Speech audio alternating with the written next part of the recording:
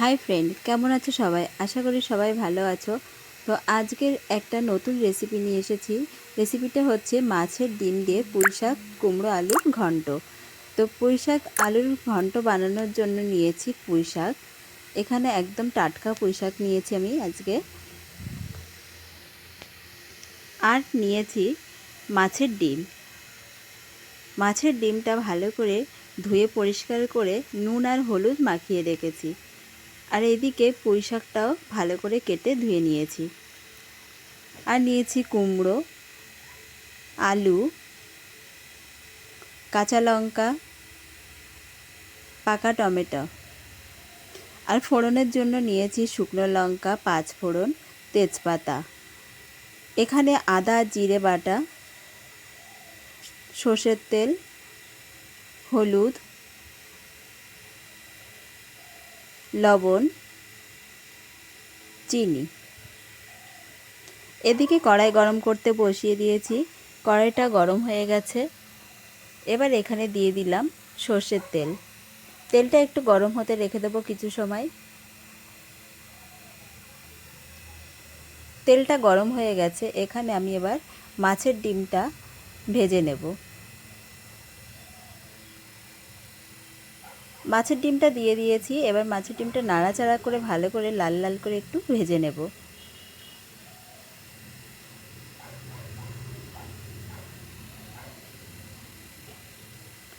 মাছের ডিমটা ভাজা হয়ে গেছে। এটা আমি এবার নামিয়ে নেব। তো মাছের ডিমটা নামিয়ে নিলাম।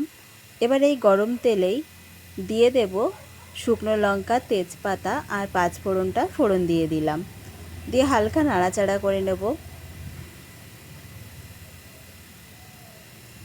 হালকা নাড়াচাড়া করে নিয়ে এবার এখানে দিয়ে দিলাম আগে থেকে কেটে রাখা আলুগুলো। আলুগুলো দিয়ে একটু কিছু সময় নাড়াচাড়া করে হালকা ভেজে নেব।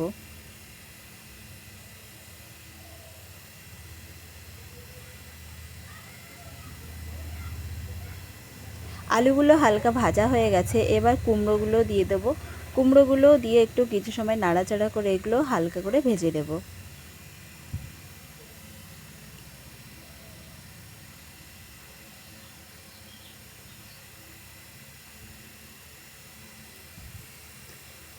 আলু আর কুমড়োটা হালকা ভাজা হয়ে গেছে। এবার এখানে দিয়ে দিলাম টমেটো, কাঁচা লঙ্কা, হলুদ, লবণ আর বেটে রাখা আদা আর জিরে দিয়ে ভালো করে এটা আমি আলু আর কুমড়োর সাথে কষিয়ে নেব মশলাগুলো। এগুলো ভালো করে কষানো হয়ে গেছে। এবার আগে থেকে কেটে রাখা পুঁই শাকটা দিয়ে দেব।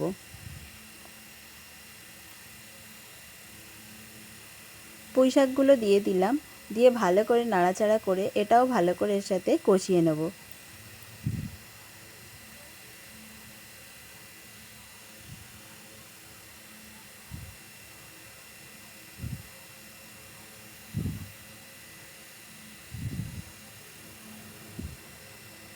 ভালো করে নাড়াচাড়া করে এটা কষানো হয়ে গেছে। এবার এখানে আমি একটু হালকা জল দিয়ে দিলাম।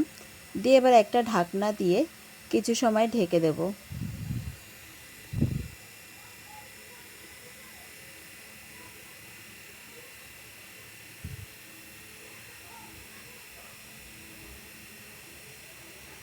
কিছু সময় পরে ঢাকনাটা খুলে নিলাম।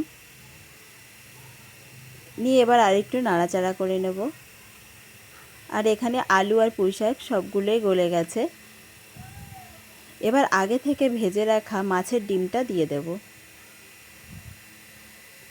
মাছের ডিমটা দিয়ে দিলাম। মাছের ডিমটা দিয়ে নাড়াচাড়া করে নেব কিছু সময়। নাড়াচাড়া করে নিলাম। এবার সামান্য চিনি দিয়ে দেব। চিনি দিয়ে আরেকটু নাড়িয়ে নেব। নিয়ে এবার এখানে ঢাকনা দিয়ে আরও কিছু সময় ঢাকা দিয়ে এটা ফুটতে দেব। কিছু সময় পরে আমি ঢাকনাটা খুলে নিচ্ছি। এটা প্রায় হয়ে গেছে। এবার আরেকটু নাড়াচাড়া করে নেব।